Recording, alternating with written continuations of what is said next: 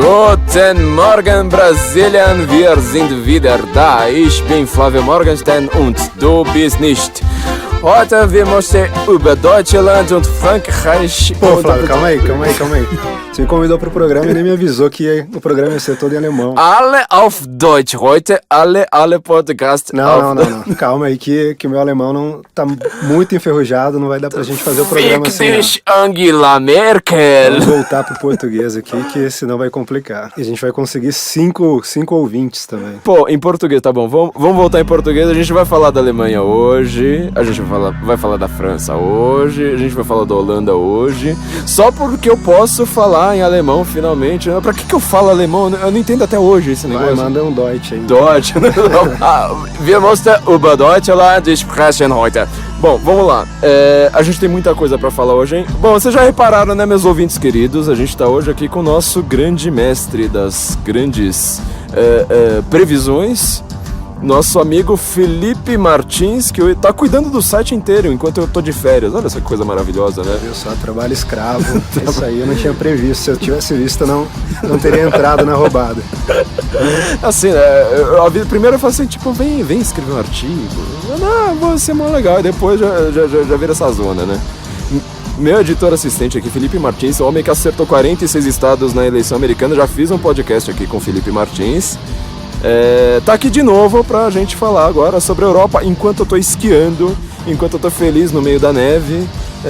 Eu tô muito bem, gente. Se vocês quiserem saber, eu tô muito bem. Não sei como é que vocês estão, mas eu tô maravilhosamente bem. E o Felipe Martins tá cuidando do site pra mim durante essa semana. Eu estou cheio de trabalho, como vocês podem ver. Cuidando do site, editando os textos. Trabalhando triplo dessa vez. E ainda gravando podcast. Vamos ver se eu consigo te escravizar o suficiente pra gente enquanto eu tiro férias. Felipe, tudo bem? Tô tranquilo, mais uma vez aqui, é um prazer conversar com o pessoal. E vamos lá, falar de Europa, tem bastante coisa aí, várias eleições que vão ocorrer esse ano. Pelo menos a gente tem que cobrir aí França, Alemanha e Holanda, mas eu acho que eu tô tomando o seu papel aqui. Não, melhor. Eu tô de férias, pô. Eu tô esquiando. Você que se vire com esse negócio. Já tô incorporando a função. Tá vendo? Ó, qualquer reclamação que você tiver com o site, meu querido ouvinte, por favor, reclame com o Felipe. Eu não tenho nada a ver com esse negócio, é tudo culpa do Felipe. Inclusive, se o site ficar melhor nesse período, vocês já sabem a quem agradecer. Sem a menor sombra de dúvida. Bom, Felipe, você está bem? A Europa está bem? Olha, Flávio, a Europa está num momento muito complicado. Acho que isso todos os nossos ouvintes já sabem. Pelo menos tem uma ideia vaga do que está acontecendo por lá, porque a gente tem acompanhado essa movimentação recente agora. E, de alguma forma, assim, está ruim, mas existe reação. E por isso mesmo as eleições que vão ocorrer neste ano, diferentemente das últimas eleições, vão ser muito mais interessantes. A gente teve aí no ano passado o Brexit, a gente teve a eleição do Trump, e a gente teve uma série de movimentações que continuam, certos processos que começaram no ano passado e que vão continuar ao longo deste ano e que vão ali animar as discussões, os debates, as campanhas políticas da Europa.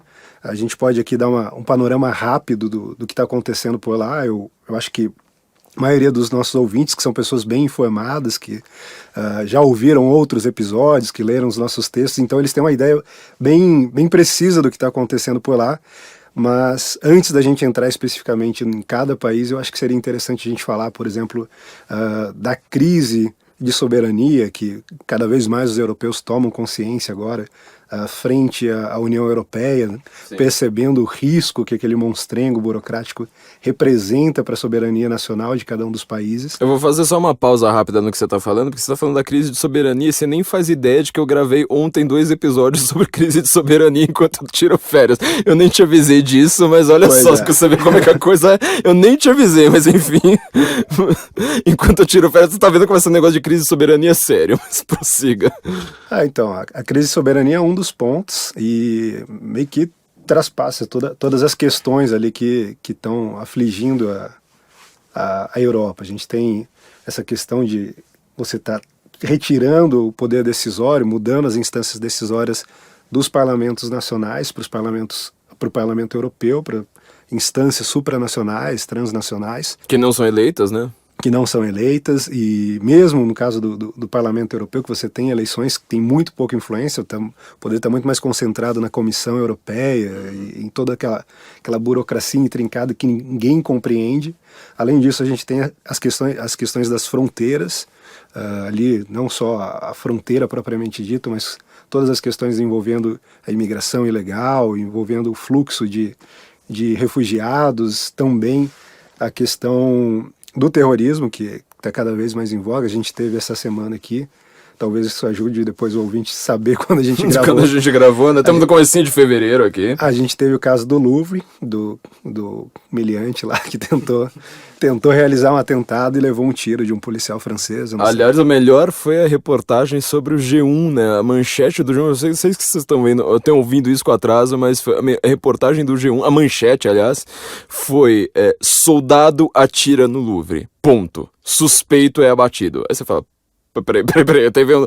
Como é que foi? O soldado chegou lá, acordou de mau humor e saiu atirando, e é um suspeito. Como é que foi, né? Você não entende porcaria nenhuma. É um medo de falar, né? O terrorista foi islâmico. O cara gritou lá, Allahu Akbar, ele quer acabar com a civilização ocidental. É um medo de falar isso. Ao mesmo tempo, aquele canadense do Quebec, né? Se eu não me engano, que fez o atentado a uma mesquita, porque o cara curtia uma página do Trump no Facebook, isso estampou todas as manchetes. Da Marine Le Pen também. E o que é engraçado é porque, assim, toda, vamos dizer, a nossa turma que está envolvida com política, que trabalha com política, eu não faço essas coisas e olha que não tem mais nem perfil público, mas, assim, as pessoas fazem... Todo mundo curte todas as páginas, você curte Folha de São Paulo, você curte Partido dos Trabalhadores, você curte tudo, e os caras vão lá, será que tem alguma coisa a ver com Trump? Achei, pronto. Supremacista branco, ponto. Não faz nenhum sentido você usar isso como critério, mas nesse momento eles não se preocupam em generalizar, então eles colocam ali todos os eleitores do Trump como potenciais terroristas. A gente vai sair explodindo coisas por aí. Bom, na Europa, as próximas eleições, vamos dizer assim, são na França. A Marine Le Pen, na primeira pesquisa eleitoral, ela apareceu em primeiro lugar. E o que foi mais surpreendente da Marine Le Pen é que, assim, todo mundo falava assim, essa mulher é louca, é extremista, é extrema-direitista, ela é ultranacionalista, aquela coisa que sempre falam. Aí ela aparece nas primeiras projeções, ela aparece tipo, essa mulher é uma piada. De repente ela aparece como, essa mulher é uma piada que tá crescendo. Daqui a pouco, essa mulher é uma piada que ela já tá chegando ali ao segundo lugar. Daqui a pouco, essa mulher ela pode se surpreender nas eleições. De repente ela aparece falando assim, essa mulher provavelmente ela já ganhou. E agora a gente teve uma certa reviravolta aí nesse negócio. Como é que tá a situação da Marine Le Pen? A situação na França, ela ainda, a meu ver, está bastante indefinida, mas a gente já consegue ver ali algumas movimentações. Acho que 2 dias atrás, não tenho certeza exatamente do período, mas... 2 dias atrás aqui de fevereiro, viu, gente? Do comecinho de fevereiro. Eu tô perdido, inclusive, em relação à data de hoje. 4 de fevereiro, a gente tá em 4 de fevereiro 4 de fevereiro. Então ali, 2 de fevereiro, eu imagino, a Marine Le Pen publicou um manifesto, que são 144 compromissos que ela faz com o eleitor francês, e reflete uma movimentação maior, como a gente já falou. Se você pegar o manifesto, ele tem um misto ali das propostas do Trump nos Estados Unidos e também do discurso dos defensores da saída do Reino Unido da União Europeia. Então, incorporando ali esses 2 discursos vitoriosos e alguns elementos próprios da França. A gente teve esse reviravolta, ainda não tem muita clareza sobre o que está acontecendo, talvez seja só uma acusação de que ela estaria envolvida de algum modo num caso de nepotismo, mas por outro lado a gente tem complicações afetando quase todos os candidatos que estão envolvidos na eleição. Então eu imagino que agora, conforme a disputa for se desenhando de fato, conforme os debates começarem a acontecer, as campanhas, eu li algo a respeito também de um comício do estilo daqueles que o Trump fazia, que a Marine Le Pen quer apostar nesse formato também de campanha. Não apostar tanto na propaganda televisiva, nos meios tradicionais, mas num contato direto com o eleitor. Então, esse cenário francês, o que me parece hoje, é que a Marine Le Pen continua com uma força muito grande. Eu imagino que é bastante plausível a gente supor que ela vai para o segundo turno, lembrando sempre que A França tem um sistema muito parecido com o nosso nessa coisa do segundo turno. Então é fácil dos ouvintes entenderem.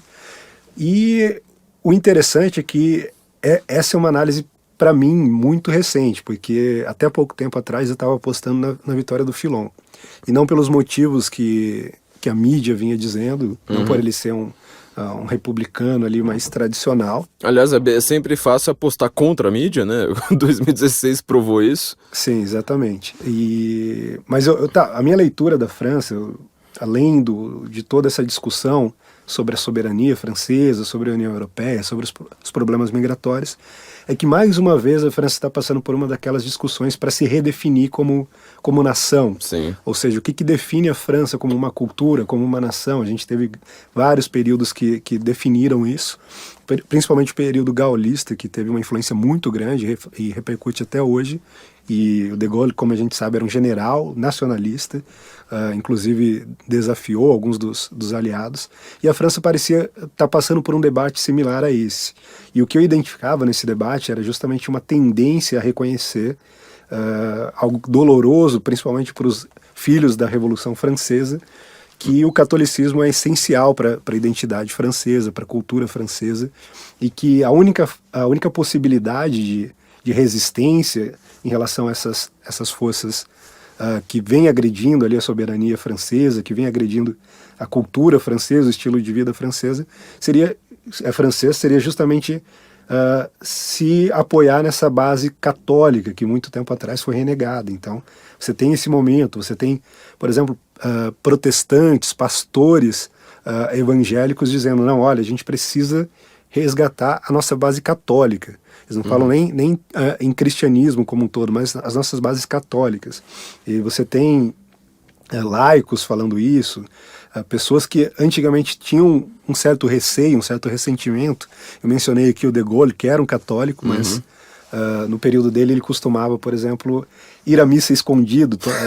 Ele comungava escondido, porque isso poderia pegar mal dentro daquela cultura francesa do laicismo muito forte. A França ela tem uma figura bem interessante nisso que você está falando, que é o Charles Maurras, né? Charlie Maurras, sei lá como é que você pronuncia o nome dele, porque ele era um cara que ele era ateu.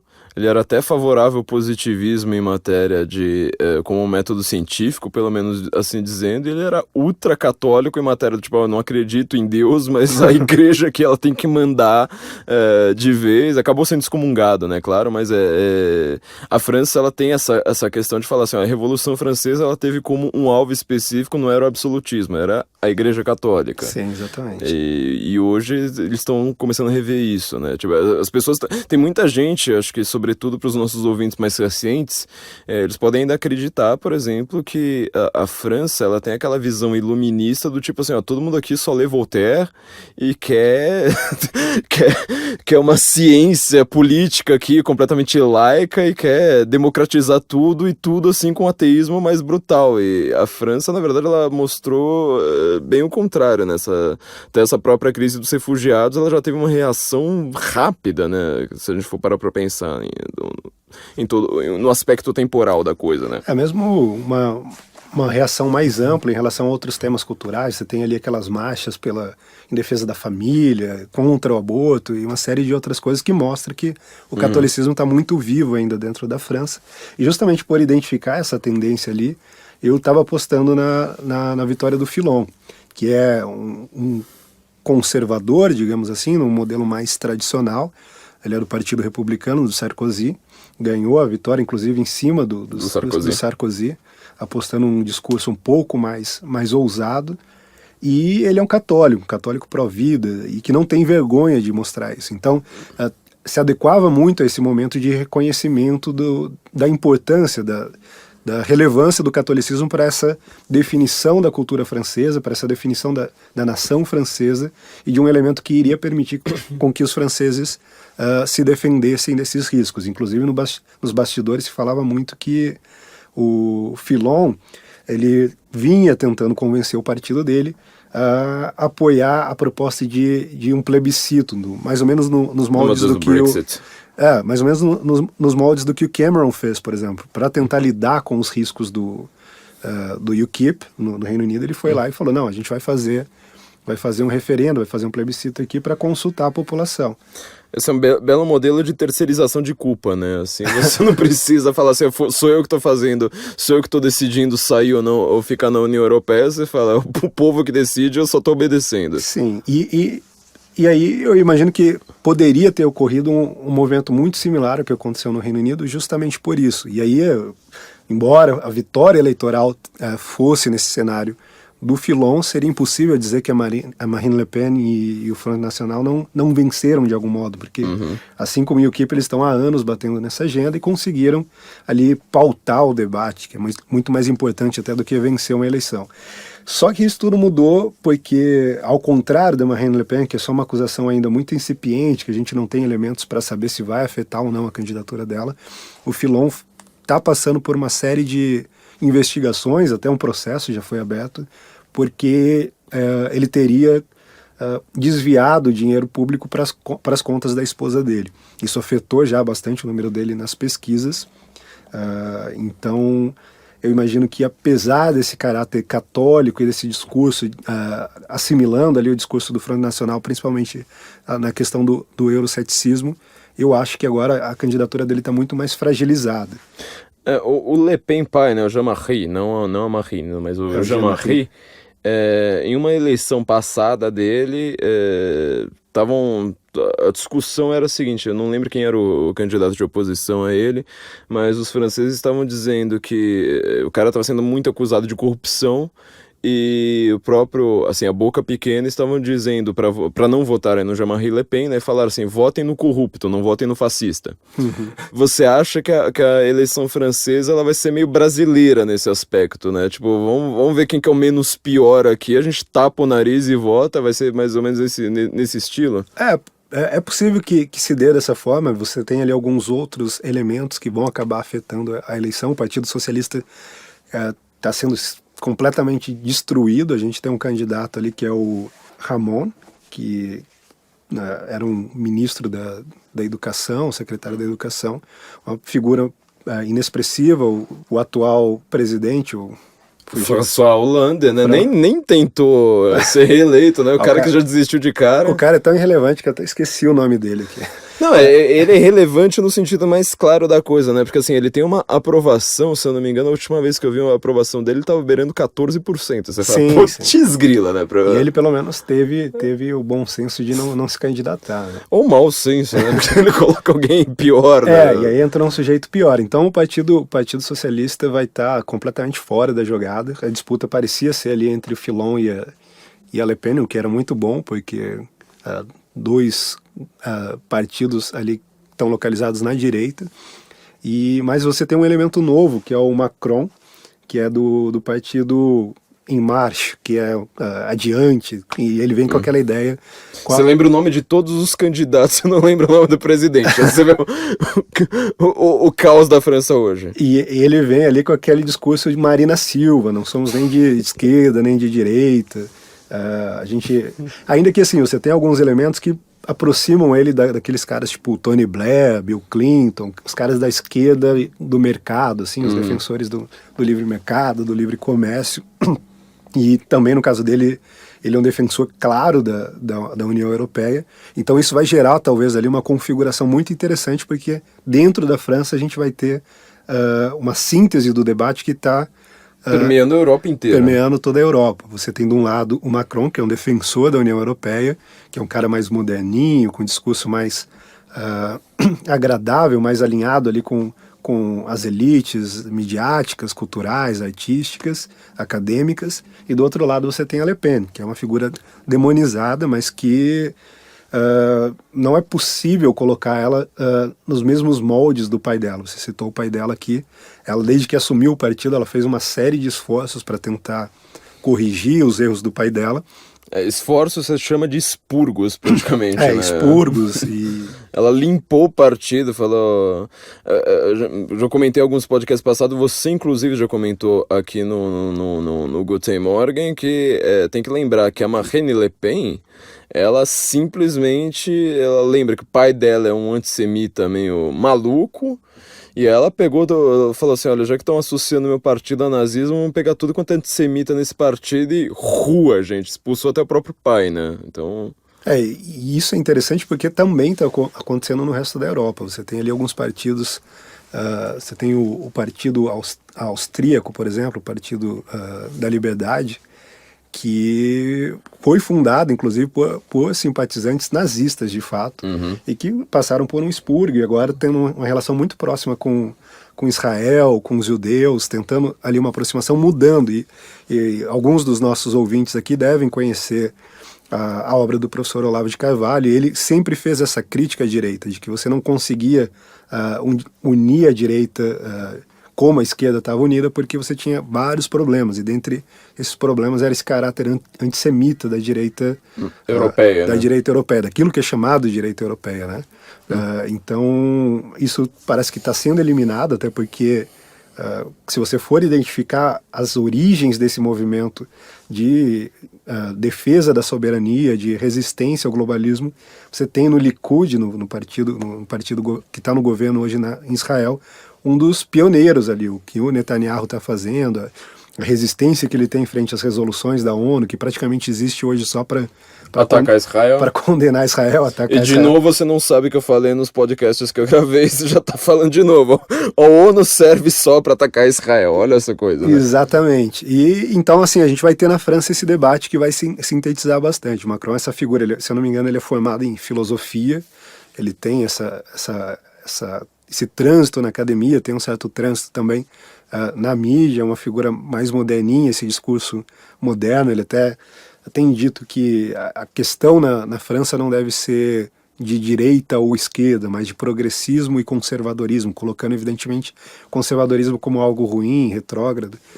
E por outro lado a gente tem a Marine Le Pen, que fez esse manifesto agora. Você tem ali vários elementos que a gente poderia criticar, ao contrário do que tem se falado sobre o Trump, sobre o protecionismo. Ela claramente defende algumas propostas protecionistas, mas que talvez agora ressoem ali com o eleitorado francês no momento que ele se vê acuado, ele se vê diante de vários riscos externos, então isso poderia fazer algum sentido para eles.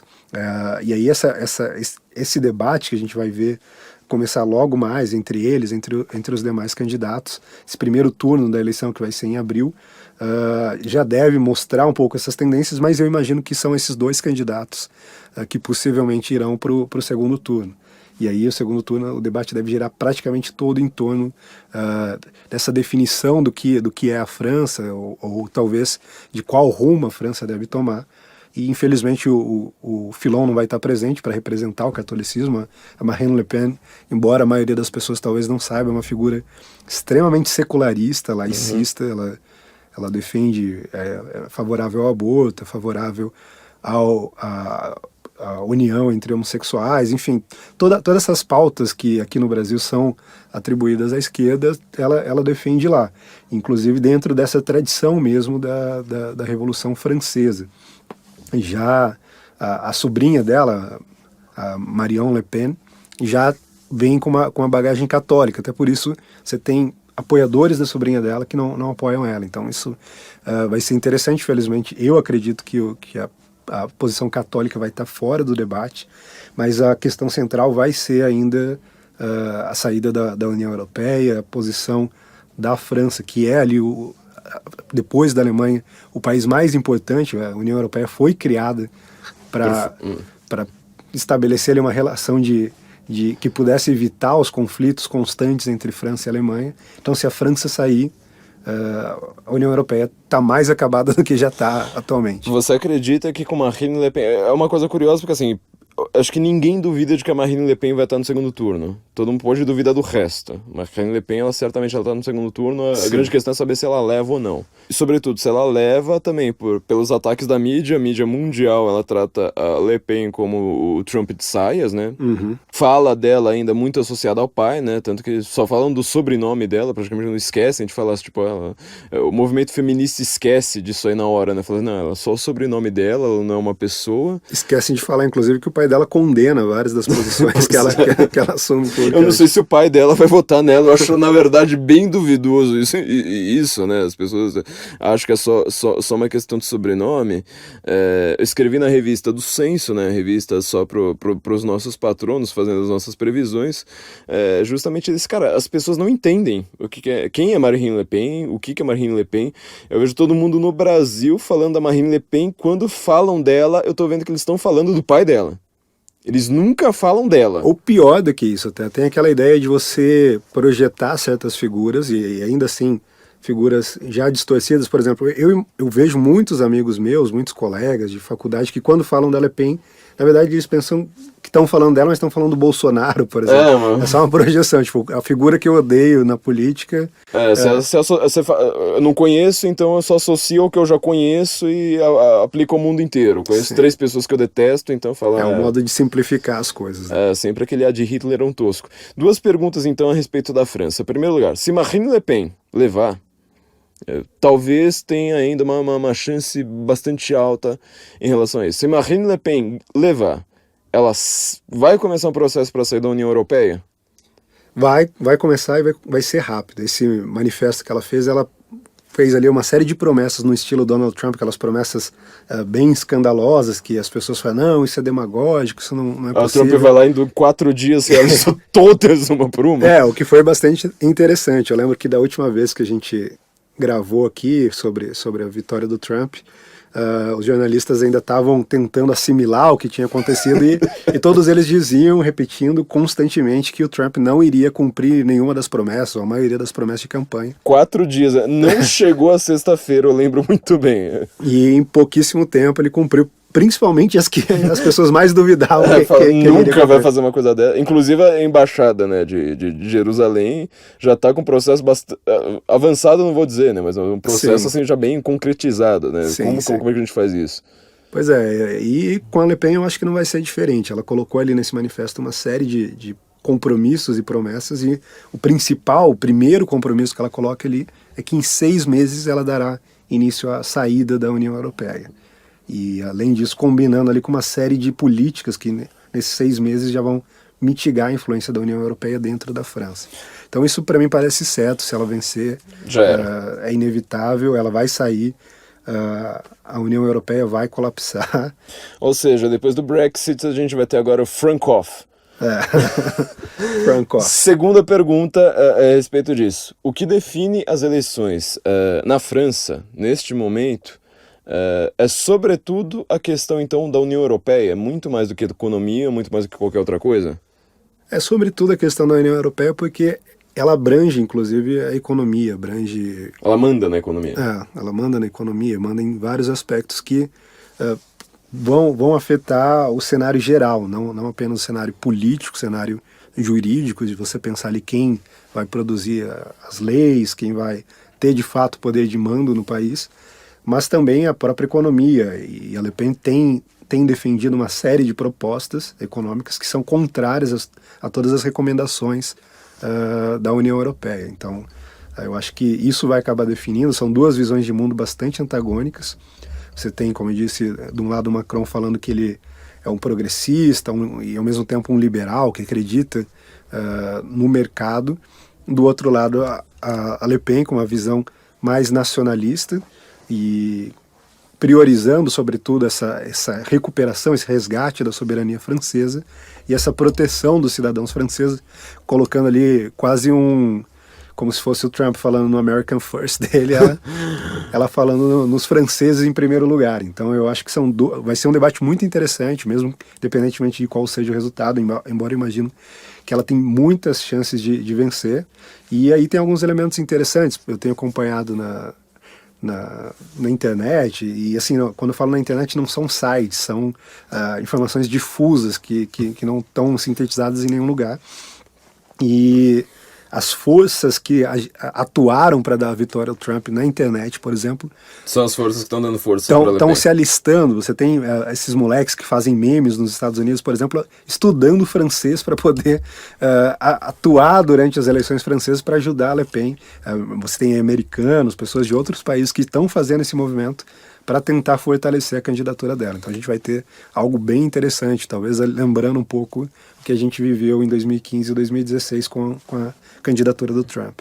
O Breitbart, que muita gente considera que foi um dos principais veículos de influência nos eleitores americanos a favor do Trump, ele já declarou que ele está indo para a Alemanha, está abrindo filiais na Alemanha e na França esse ano com nítido caráter de influenciar a eleição de Marine Le Pen e da AfD na Alemanha. Então, você acha que agora, de novo, o movimento que está acontecendo mundialmente, todo mundo já sabe, né? Tipo, ninguém mais confia na mídia, vai acontecer na França também, o pessoal vai para a internet e fala, ó, confio mais nisso aqui do que qualquer jornal está falando, do que Le Monde Diplomatique está falando, né? Eu acredito que sim. E a Le Pen, ela tem uma característica similar à do Trump, que é a de montar, de ter tido a capacidade de construir uma certa base ali que rompe com os clichês, com aquela imagem padrão que se tem do que Sisuda, né? Um nacionalista. Você tinha no caso do Trump, por exemplo, o Milo, que você escreveu um artigo recentemente,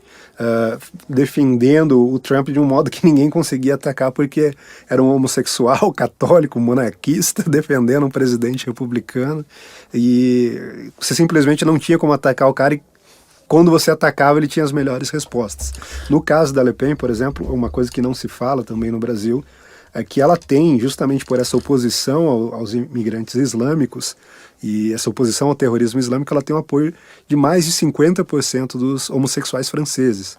Ou seja, o velho... Se você soltar essa informação na mídia brasileira, você faz metade ali entrar em combustão espontânea. Ele... Você tem um velho rótulo de homofóbica indo para o espaço, né? Porque como que você vai falar que uma candidata dessa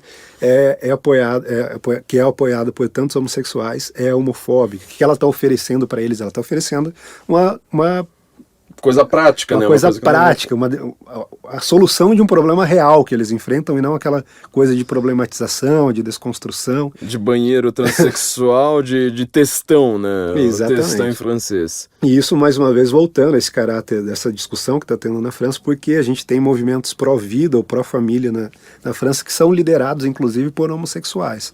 Então, uma certa consciência coletiva de que você precisa, de fato, defender a cultura local, a cultura autóctone. É muito bonito falar em defesa de cultura autóctone quando a gente está falando de povos indígenas, povos aborígenes. Da Islândia. Mas quando você vai falar da França, da Alemanha, dos Estados Unidos, os grandes impérios do mal ali, fica muito feio. Mas esse pessoal está reagindo, está percebendo que a sua cultura, suas bases culturais, civilizacionais, estão em risco e estão reagindo para poder garantir a sobrevivência da sua própria cultura. É engraçado porque tem um crítico literário marxista, né, Terry Eagleton, ele é inglês, ele tem muita coisa bastante interessante. No livro Debate sobre Deus, O Debate sobre Deus, que é também um livro bastante interessante porque ele é marxista, o livro inteiro é para falar mal do Richard Dawkins e do Christopher Hitchens. Falando, esses caras não entenderam nada de São Tomás de Aquino, eu desisto, esses caras só falam besteira, eles não entendem nada sobre Deus, o Deus deles o Deus deles que é uma invenção mesmo, e ele fala justamente isso que você acabou de falar, né? Mas, peraí, é muito fácil você falar de multiculturalismo, ou seja, de você ter mais do que uma visão autorizada a respeito da cultura, na hora que você tá falando da Islândia, da comunidade marítima, de esquimó, é muito fácil. Agora, na hora que você vai falar do Hells Angels, do Tea Party, dos neonazistas, fala assim, será que o Holocausto existiu mesmo? Aí você vai ter que falar, olha, se o cara é neonazista, é multiculturalismo, é outra interpretação cultural. E é uma parte bastante interessante agora, a tentativa de demonizar o Trump, demonizar a direita. Você tem ouvido falar sobre todas as coisas. A gente vê falando sobre o Breitbart, sempre numa perspectiva negativa, e outro grupo que é sempre criticado, sem que ninguém entenda, é a alt-right, que é um desses grupos ali que fizeram parte da base do Trump e que não podiam ser catalogados de forma simples. E você tem ali no início desse movimento, um dos criadores, um dos formuladores dessa proposta, digamos assim, um dos formuladores do termo da alt-right, inclusive, é o Richard Spencer, que é um cara super polêmico, ele se define como um nacionalista branco, e a história de como ele formulou essas coisas mostra bem que os únicos caras que têm moral para criticar o que ele está propondo são justamente os conservadores. Por quê? Ele foi para Duke University, nos Estados Unidos, que é uma universidade das mais lacradoras, daquela onde... É a feminista suprema, né? Ela não é muito... o movimento negro lá não é tão forte, mas de feminismo a Duke manda, né? Exatamente. Toda essa ideia de microagressão, de trigger warning, está muito presente lá. E ele foi estudar justamente humanidades nessa universidade. Então ele teve contato com tudo isso e ele falou, olha, esse pessoal está defendendo todas essas coisas aí com esses princípios. Se eu aplicar isso ao meu grupo, será que vale também? E ele começou a fazer isso, ele começou a fazer essa defesa dos brancos, falando que os brancos estavam vulneráveis e tudo mais. E a própria esquerda fica um pouco perdida. Você tem, às vezes, discursos falando, não, então é a crise do identitarismo, porque agora os brancos descobriram o identitarismo, enquanto que a gente está falando que o identitarismo é um problema desde sempre. Os conservadores sempre criticaram essa divisão da sociedade em grupos, essa balcanização da sociedade em grupos sexuais, raciais, enfim. Então a gente tem uma moral para criticar isso e a esquerda não tem. Então essa lógica acaba sendo sempre aplicada nessas discussões e basicamente o que a direita está fazendo, principalmente essa direita nova, inclassificável, às vezes é aplicar essa própria lógica para mostrar para eles que o negócio não funciona tão bem quanto eles acreditam. O Roger Scruton, quando ele foi escrever sobre o Brexit, se eu não me engano na revista Prospect, acho que esse artigo não está online, acho que ele está só na revista impressa, não tenho certeza. Ele falou justamente o que nós somos. A grande questão do Brexit é você falar assim, mas o que é você ser inglês? O que é você fazer parte da Grã-Bretanha? Né? Só você tomar chá às 5 horas da tarde, ser pontual e tratar bem seu vizinho, porque isso é uma coisa que, tipo, são 3 coisas já que os franceses que estão ali do outro lado do Canal da Mancha não fazem. Só que esse movimento identitário, ele tem reflexos muito fortes, né? A gente vai falar disso no final do programa, mas no identitário...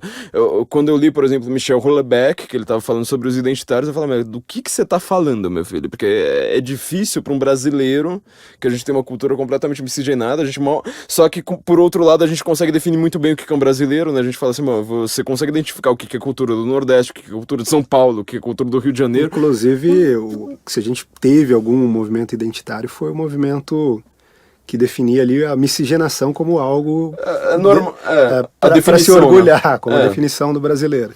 É uma piadinha do Pintinho, né? Que o Pintinho vai lá, vira pra mãe dele e fala assim, olha, eu quero saber o que a pergunta é, o que mais te chama atenção na cultura brasileira? A mãe dele fala assim, o fato de todo mundo já ter fumado penteiro, todo mundo já ter comido todo mundo, feito no frontal em cena, e tá agora firme e forte aí lutando pela cultura nacional. Ele fala assim, mas peraí, é pra escola. Ela fala assim, bom, então escreve aí, a miscigenação. Ele, tá, pronto, acabou o problema. E essa questão identitária, então agora partindo para o nosso, também agora para o nosso segundo tema, que na verdade é muito parecido com o primeiro, ela também é muito forte na Alemanha. Os dois países, über alles Deutschland, os dois países ali com uma fronteira gigantesca, né, já geraram 2 guerras mundiais e tudo mais, eles têm uma questão de identidade, uma crise de identidade gigantesca. Se países têm personalidade, esses 2 países... A Itália já conseguiu assim se entender, ela foi ao psicólogo, já foi lá e falou assim, eu sei o que eu sou, ela tá razoavelmente curada. Agora, a França e a Alemanha, elas estão assim numa crise depressiva, postando textão no Facebook, dando indiretinha, falando, meu Deus, quem eu sou, não sei mais o que. Essas questões que a gente está comentando sobre a França, são as mesmas para definir as eleições na Alemanha? Eu acredito que sim, embora com algumas abordagens diferentes. Você tem, por exemplo, o papel da Alemanha na União Europeia muito, muito diferente dos demais, porque ela não está em crise? Ela é beneficiária de algum modo do modelo que tem ali, porque consegue influenciar mais do que os outros, mas ao mesmo tempo a população, que não tem ali tanto interesse no projeto de poder das elites alemãs, tem um peso muito grande. Você tem que aqueles sucessivos suportes, aqueles sucessivos socorros enviados com dinheiro alemão para países com economias totalmente mal formuladas, com políticas econômicas trágicas e que todo mundo sabe que vai dar errado e que continuam insistindo. A gente tem o caso da Grécia, a gente tem o caso da Espanha, Portugal, a própria Itália. E então tem esse tipo de esgotamento que está ocorrendo dentro da Alemanha, que não ocorre com tanta força no caso da França, por exemplo. Além disso, tem toda a questão dos imigrantes ilegais, do número de refugiados que foram recebidos e dos problemas decorrentes disso. Até interessante, esses dias eu estava relendo algumas coisas da minha área de estudo, que é a área de relações internacionais, e você tem dentro da área de relações internacionais uma escola teórica chamada Escola de Copenhague, justamente porque ela foi formada em Copenhague e ela trabalha com a ideia de securitização, que é a ideia de que você pode aplicar a lógica da segurança a outras áreas que não são as áreas clássicas de guerra e paz. E conforme eu ia lendo isso, eu via muito claro ali o problema conforme estava se desenrolando na Alemanha, principalmente, mas também na União Europeia como um todo, porque você tem justamente esse movimento de tentar securitizar as questões migratórias, as questões da fronteira, de você identificar que são problemas de segurança, antes de tudo, são problemas de soberania, de segurança nacional, de segurança da população. E quando você fala isso, às vezes é normal as pessoas responderem em outra clave. Você está falando, não, esse aqui é um problema de segurança. Aí as pessoas falam, não, mas eliminar as fronteiras vai ser bom, porque isso vai levar à paz mundial e não sei o quê. Ou então falar, tipo, não, porque é o correto a se fazer com base nos princípios legais, levando isso para a lógica do direito. Ou pior ainda, que aqui no Brasil o que a gente mais vê são nossos amigos libertários. Mas você não estava falando dos libertários até agora? Eu achei que era tudo sobre libertário até agora. Que é aquela ideia de, não, a gente tem que ampliar o mercado de trabalho, quanto mais oferta de mão de obra tiver, melhor, então tem que trazer imigrante, e sem distinguir um tipo de imigrante do outro, sem distinguir os choques culturais, os custos que isso gera. Ou seja, se o sírio do Estado Islâmico ele lava a sua louça bem, opa, importa mais muçulmano que tá pouco, né? Vai morrer um ou outro ali, mas do efeito jogo. Colateral do jogo. O que importa é a gente estar ampliando o nosso mercado de trabalho. Para começar, Alemanha. Angela Merkel tá fora do mercado. Falando em desemprego, Angela Merkel tá desempregada.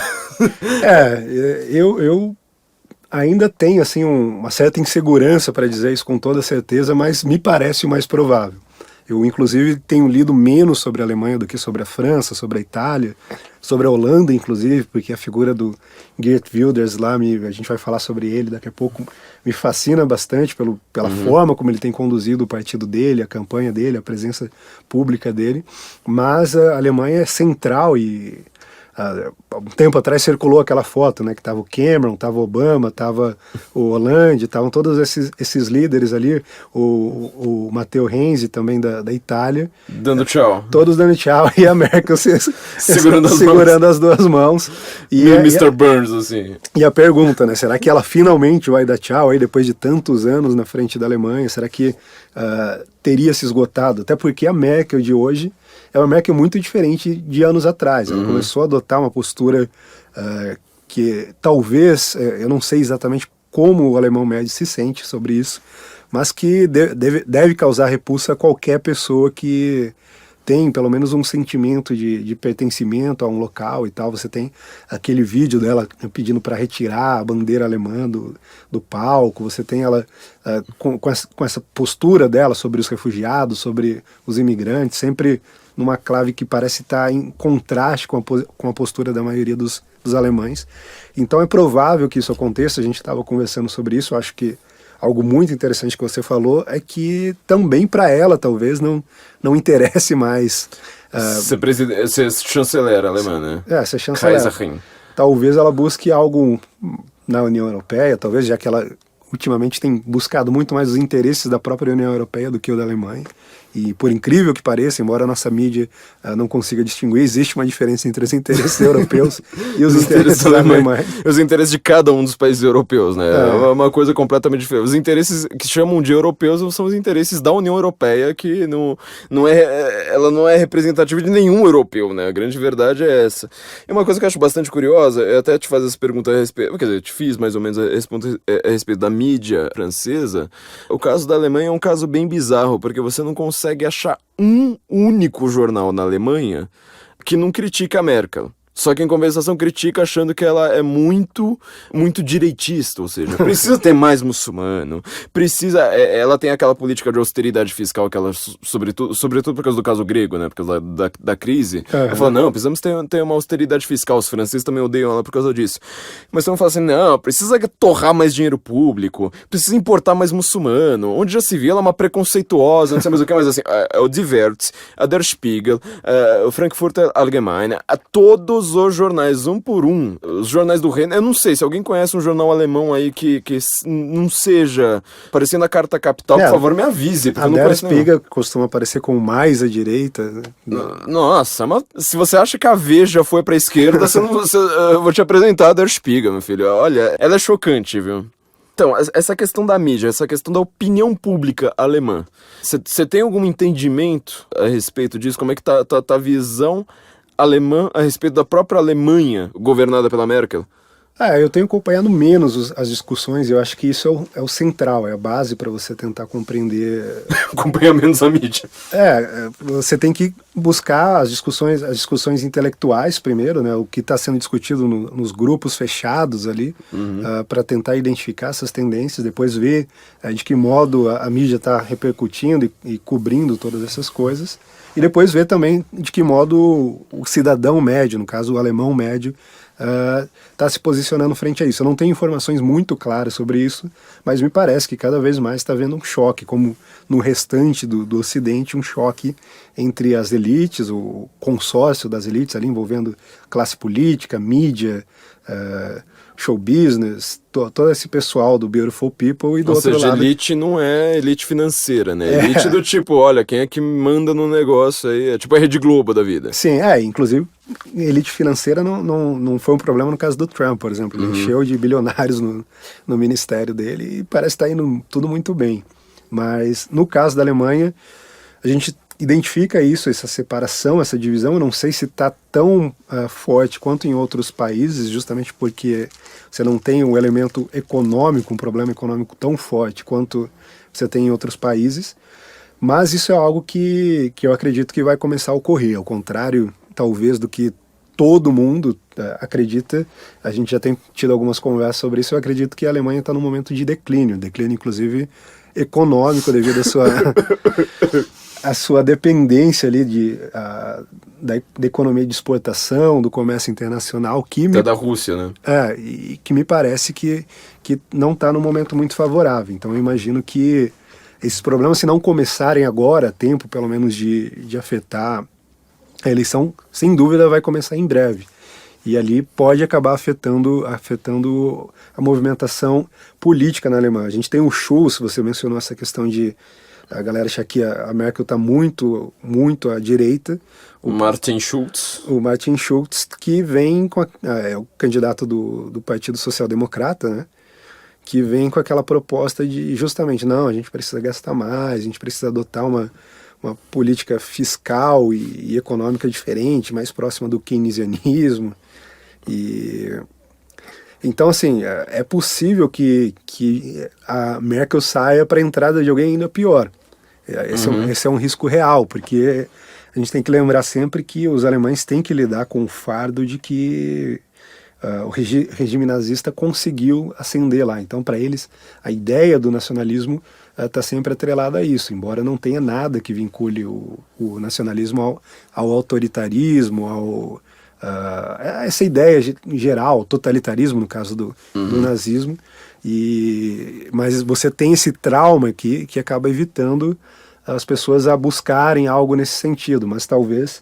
O Milo fala muito isso, eu acho bastante interessante. Ele fala, olha, a gente está aqui, os britânicos, os franceses, a gente está todo mundo muito bravo com essas coisas, mas a gente é britânico, a gente é francês. Então, assim, a gente não consegue fazer muita coisa. Mas quando os alemães encherem o saco, eles vão passar no Oriente Médio e vão matar todo mundo. Então, é é melhor fazer algo antes que esses caras fiquem irritados, porque com a organização alemã eles podem fazer um estrago muito grande. Um pequeno detalhe sobre a mentalidade alemã, isso é uma coisa muito difícil de ser estudada. Eu estudo literatura alemã, língua alemã, e eu não sei o que raios eu tô fazendo com política, na verdade. Ninguém tá vendo, mas você tá com a camiseta do Bayern. Eu tô com a camiseta do Bayern, olha só, com o Bayern de Munique, era pra fazer essa piada no começo e esqueci da minha roupa. Eu tô com uma camiseta do Bayern aqui, então, por favor. Alguma coisa de Alemanha eu entendo, e assim, o que eu tenho a dizer a respeito da Alemanha é o seguinte: o alemão, você tem que lembrar daquela visão meio clichê do alemão, sobretudo aqui e no caso de Munique, né? Munique é a cidade mais clichê da Alemanha nesse aspecto, até pelas roupas, porque você tem aquele alemão que é frio, ele não faz amigos, ele bebe pra caramba, você chega lá terça-feira, meio-dia, tá todo mundo com roupa de trabalho tomando 5 canecos de cerveja antes. Era um povo razoavelmente tímido, mal-humorado pra caramba, te trata mal, geralmente não... Só que assim, é um povo muito fechado, sabe? Um povo muito assim, olha, nós somos aqui um país pequeno, a gente fala uma língua estranha, nós somos aqui fechados, dá a impressão que eles são os caipiras, né? Só que em compensação, isso é o alemão individual. Só que pra mim a chave pra você entender a Alemanha, isso é o alemão individual. A Alemanha como um conjunto, ela é o contrário do que ela é como um indivíduo. Você pode ver, reparar, tudo que a Alemanha fez na sua história são coisas grandiosas, faraônicas, plenipotentes, e tipo, o que o alemão é tímido, a Alemanha é do tipo, nossa, eu quero fazer um show agora. Se a Europa é antissemita, eu vou mostrar o que é antissemitismo de fato. Se vocês acham que vocês são grandes nações, Estados-nações consolidadas, não, agora eu vou mostrar o que é um Reich. Cheguei por último, mas vou ser melhor que todo mundo. Nossa, então ela é extremamente grandiosa. Isso se reflete, você pode reparar, você tá falando de discussões intelectuais. O que é discussão intelectual alemã? Pensa na filosofia alemã. É um monte de cara com problemas de angústia seríssimas, sérios problemas depressivos. Não tem um filósofo alemão que não tome 10 comprimidos pra pressão por dia, 5 pra depressão, sabe? Então é Heidegger, é Schopenhauer, Nietzsche, todo o romantismo, entendeu? É um cara atrás do outro. O romantismo alemão, que aliás é bem mais perigoso do que as pessoas pensam, né? Tem um livro, eu vou deixar, são as raízes do romantismo, o romantismo, aliás, o nome é Romantismo, uma questão alemã. Raiz do romantismo é do Zaya Berlin. O que ele tá explicando, o nome do cara é Rudolf, esqueci o sobrenome dele, acho que é Rudolf o primeiro nome dele, ele tá explicando justamente isso. Você tem que lembrar que o romantismo alemão, ele fez surgir a democracia, o nazismo, um certo revival católico na Alemanha, no país da Reforma, fez surgir mais protestantismo, o ateísmo, o paganismo. Não tem nada que o romantismo não fez surgir. Se você pensa em alguma questão... Tem dezenas de tendências contraditórias prontas ali para... o conservadorismo, por exemplo, para quem é conservador, né, acho que boa parte do nosso público é da tendência conservadora, tem a economia romântica que é conservadora do Adam Miller. Ninguém conhece esse cara no Brasil, né? Então, assim, pra gente entender essa questão da Alemanha até hoje, a gente primeiro precisa entender essa crise de identidade seríssima que os caras têm, tipo, o que é ser alemão? E eu acho que em segundo lugar a gente vai ter que entender que eles são grandiosos. Tipo, a Merkel, ela tá visualizando a Europa, só que será que os alemães estão visualizando a Europa? Eu tô falando, o que é esse bando de muçulmano aqui ao meu redor, falando árabe, estuprando meio mundo lá em Colônia, né? Em Colônia a gente tem que lembrar também que eram casos ali, não eram exatamente sírios, né? Tipo, gente que veio ali do norte da África, um lugar que nem tava em guerra. Só que a Merkel tá lá falando, não, mas peraí, se você é muçulmano, fala árabe, vem aqui e acabou o problema. Então a gente tem várias questões. Mas agora a questão que eu acho que eu tenho que te perguntar, que é aqui que você manja. Você falou do Schultz. Martin Schulz, certo? Eu procurei, só que rapidamente, falando do Martin Schulz no Google, se você procura ele aqui no Google, ó, primeira foto tá ele sorrindo, a segunda foto tá ele atrás na frente da bandeira da União Europeia, a segunda bandeira da União Europeia, a terceira bandeira da União Europeia, quarta bandeira da União Europeia, quinta, sexta, sétima. Quem que é? Oita, nona, assim, são várias, uma atrás da outra. Ele é ex-presidente, aliás, do Parlamento Europeu. Uhum. Ele é um cara que ele é high staff na União Europeia. O partido dele fez coligação com a Merkel, acho que pelo menos, talvez todas as vezes, eu não tenho agora certeza. Porque ele seria a centro-esquerda se coligando com a centro-direita ali da Merkel, né? Seria esse o caso. Ele rachou. Em primeiro lugar, acho que isso já garante que a Merkel vai ter menos votos. Certo? Sem dúvida. E segundo lugar, então, a gente tem... Não só ela, como a divisão da própria base que vem governando nos últimos anos. Nos últimos bons anos, né? Então, quer dizer, na verdade, a Alemanha, ela tá se entregando para a União Europeia de vez, então, no caso. Você tem uma resistência ali que é a Frauke Petry, não sei, você pode corrigir a pronúncia se você souber.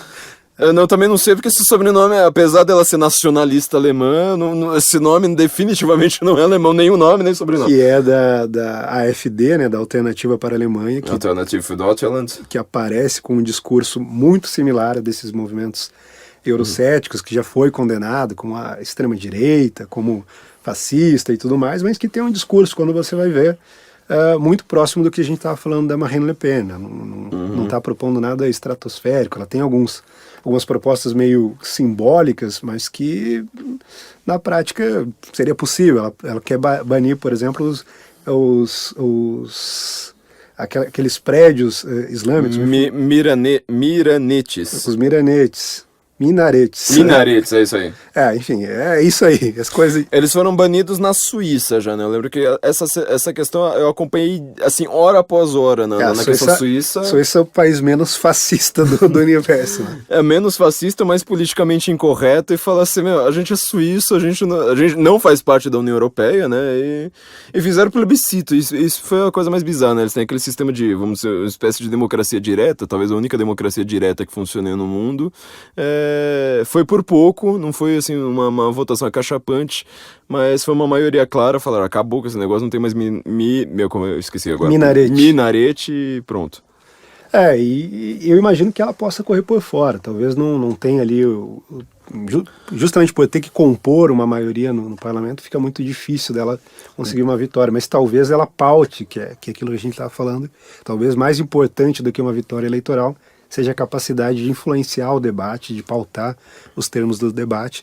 E eu acho que ela vai ter um palanque agora para propor essas ideias, para levar essas ideias para a população alemã, que é uma ideia que não vem sendo muito ouvida por lá, digamos. Você falou do Schulz, a gente sabe qual é a posição da Merkel, sempre aquela visão pró-União Europeia, mais aberta, mais cosmopolita, e agora você tem uma visão, ela mesma diz que ela rejeita ela fala que no máximo ela é uma nacionalista conservadora, mas de um conservadorismo mais tradicional também.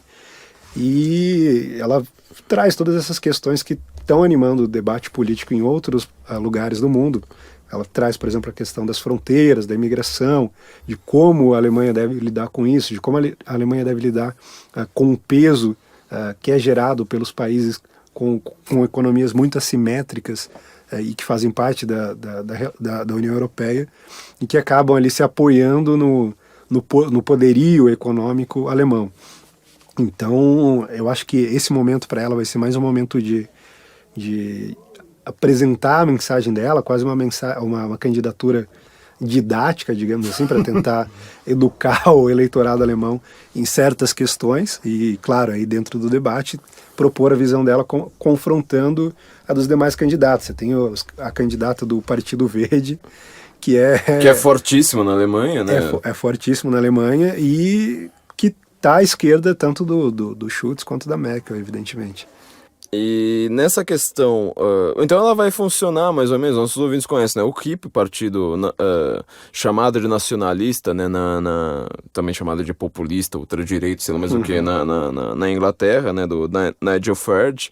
Você acha então que ela vai funcionar mais ou menos como o Nigel Farage, ou seja, eu não ganho eleição, só que em compensação vocês não vão falar de outra coisa a não ser de mim. Eu acredito que sim. Ela vai cumprir esse papel agora na Alemanha e talvez, ela é uma moça jovem ainda, talvez nos próximos anos ela possa vir a assumir um papel de liderança, mas pelo menos esse papel de influenciar o debate, de pautar, de determinar os termos do debate, ela vai ter. Ainda assim, só pra gente fechar a grande questão alemã, tem uma questão interessante da Frauke. Ela já brigou com o pessoal do Pegida, né, do Pegida, é o movimento anti-islamização da Alemanha, né, que também é sempre chamado de extrema-direita.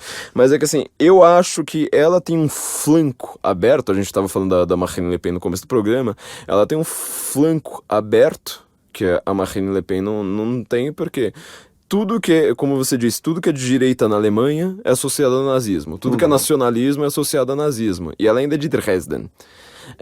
Ao contrário, assim, todo mundo fala, né, dessa questão, tipo, mas tem um movimento neonazista muito forte na Alemanha, não sei mais o quê. O único lugar em que esse movimento é realmente forte é na Alemanha Oriental. Também por questões econômicas, etc. E Dresden, ainda por ter sido bombardeada, né, pelos aliados, ela tem um movimento fortíssimo. Nessa questão do debate, você acha que uma pessoa, vamos dizer assim, tão... de certa forma caricata, vamos dizer assim, é facilmente atacável, associa ela a nazismo e acabou, você acha que ela tem as mesmas chances de sobrevivência a esses ataques da mídia, sem ter nenhuma mídia contrária a ela, no máximo vai ter o Breitbart, como a Marine Le Pen, porque a Marine Le Pen, ela, apesar de tudo, ela é apoiada até no Brasil, por exemplo. Não, eu acredito que ela em si não tenha tanto esse elemento pessoal de liderança. Eu acho que mais o AfD.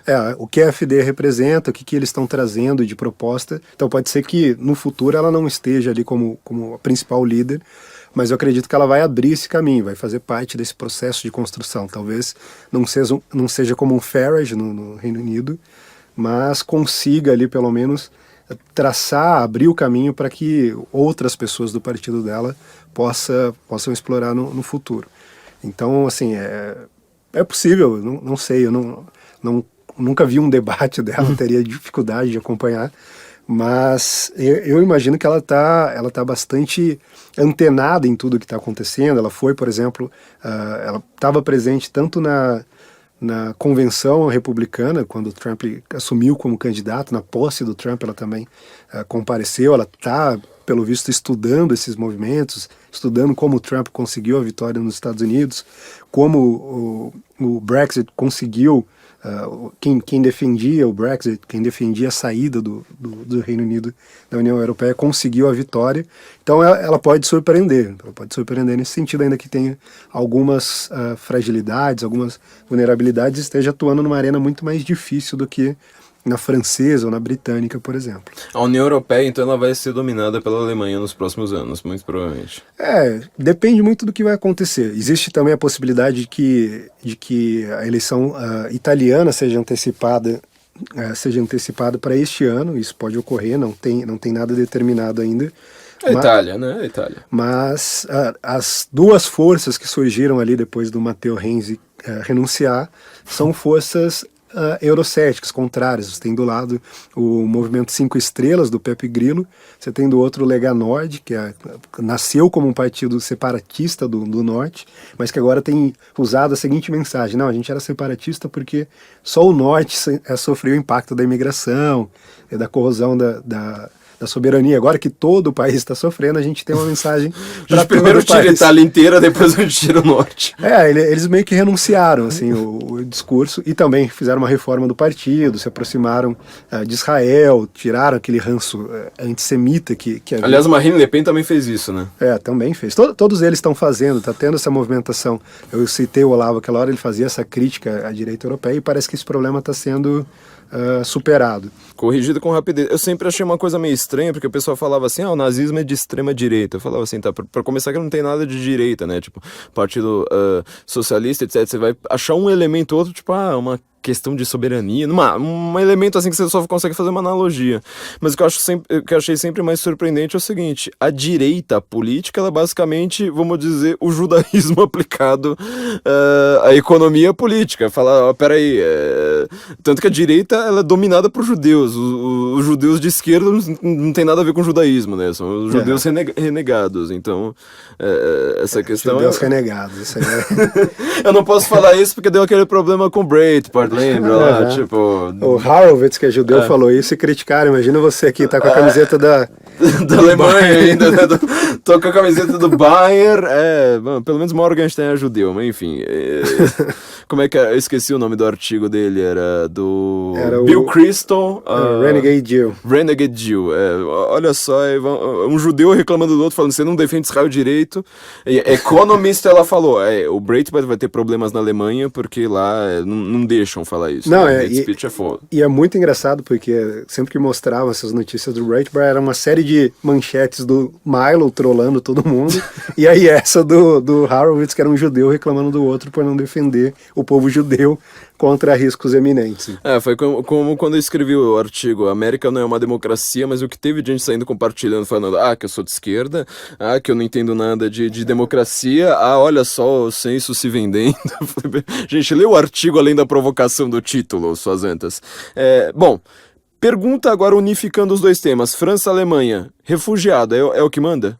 Não sei se é o que manda, mas tem um peso muito grande, inclusive porque isso tem afetado a economia, tem afetado outras áreas. É uma questão de segurança, como eu falei, não adianta você olhar sempre pela ótica econômica ou pela ótica dos direitos humanos, porque está se tornando um problema de segurança nacional. Você tem um choque cada vez maior entre esses grupos, você tem uma balcanização da sociedade, uma dificuldade grande de integração por parte dos imigrantes. Não só uma dificuldade, como um desinteresse, inclusive, de integração, aquela ideia de que eles não devem se adaptar àquela cultura que tá brigando eles, mas... a gente que tem que se...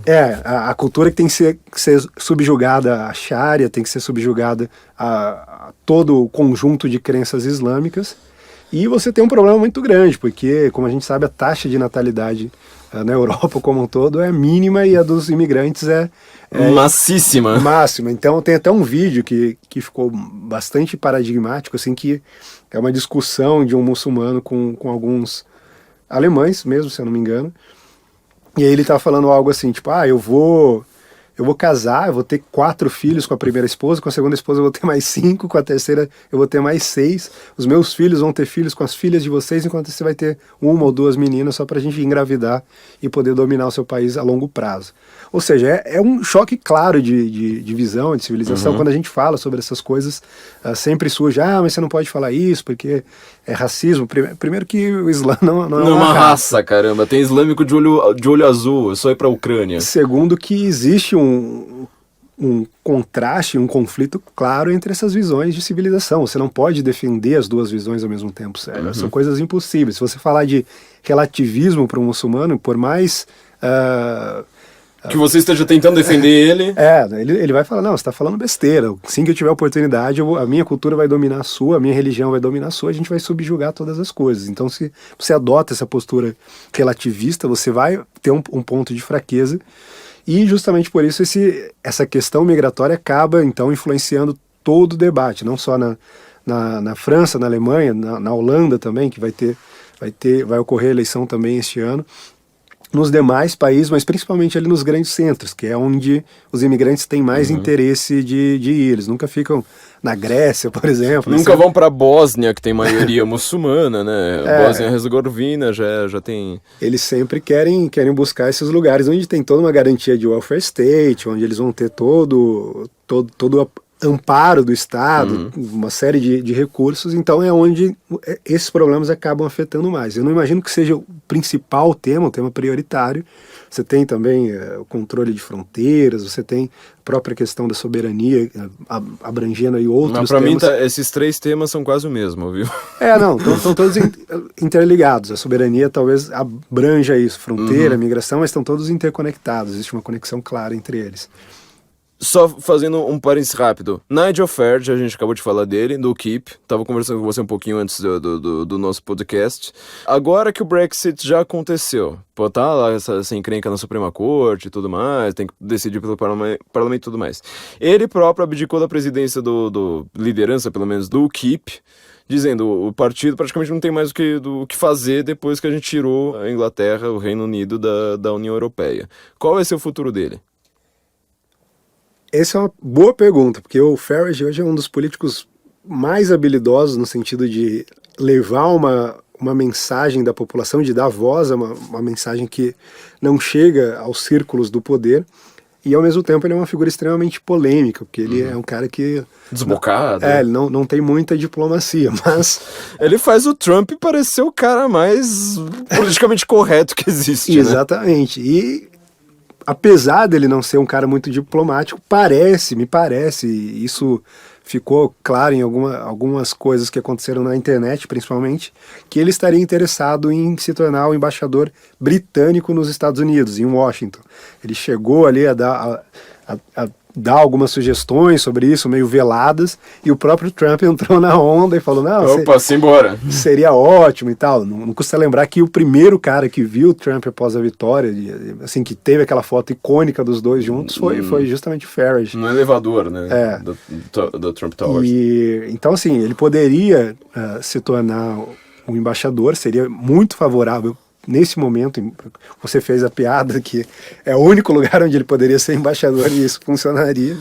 Porque em matéria de diplomacia, olha, eu consigo ser mais diplomático que ele, isso é tenso, viu?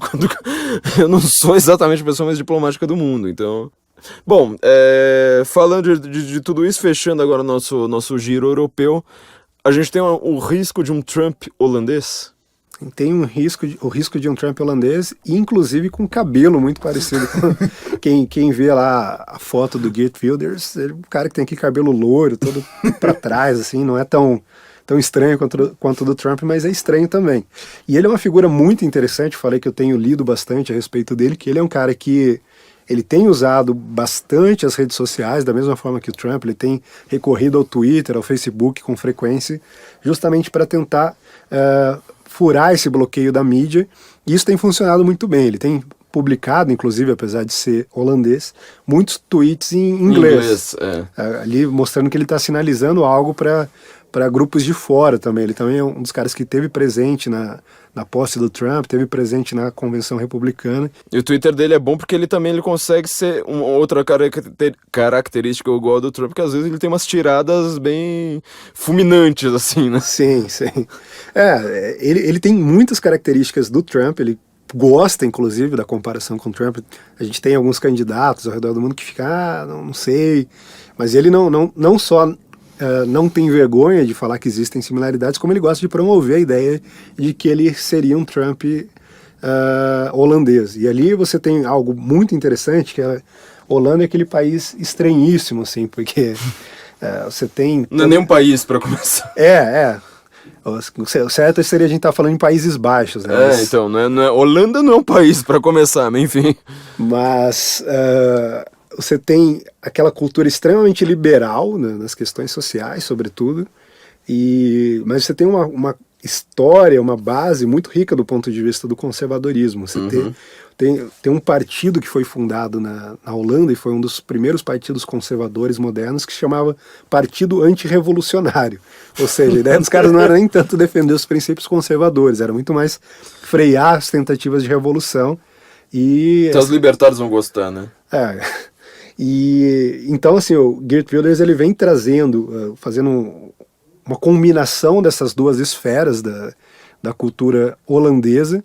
Ele vem trazendo esse discurso também da soberania nacional, da importância de você preservar os valores holandeses, de você defender ali a cultura holandesa, e ele tem feito isso de um modo muito franco. Então a gente teve, no final de 2016, ele foi condenado por crime de ódio, porque ele falou que tinha muito islâmico entrando no país, disse algumas coisas politicamente incorretas, e imediatamente após a condenação dele, que foi motivo, foi ali objeto de várias discussões na mídia, foi manchete, não só na Holanda, como fora da Holanda, ocorreu uma pesquisa eleitoral, e a popularidade dele cresceu de forma absurda, assim. Então, isso aconteceu com a Marine Le Pen também, porque ela falou que ela queria visitar um centro de refugiados islâmicos para ver como é que é o negócio, não deixaram ela entrar.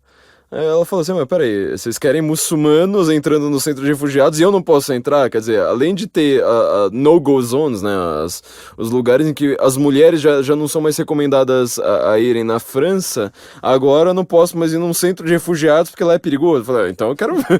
E ela ganhou muita popularidade porque proibiram ela disso também, né?